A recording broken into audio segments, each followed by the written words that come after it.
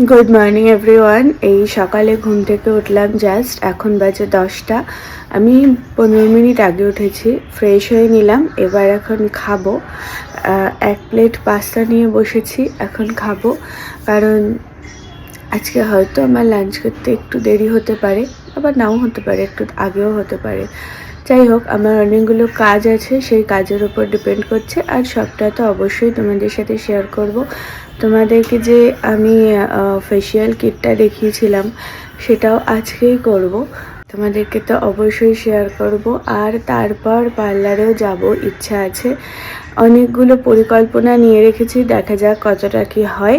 আর definitely আমি তোমাদের সাথে তো সবই শেয়ার করব। তোমরা কেমন আছো বলো, সবাই কি করছো, ব্রেকফাস্ট হয়েছে কিনা আমাকে জানিও। আর তোমাদের সঙ্গে এরপর আমার সব অনেকগুলো ভালো ভালো ব্লগ শেয়ার হবে, কারণ বিয়ের কথা যে বলেছিলাম, বিয়ের মরশুম এবার শুরু হয়ে যাচ্ছে।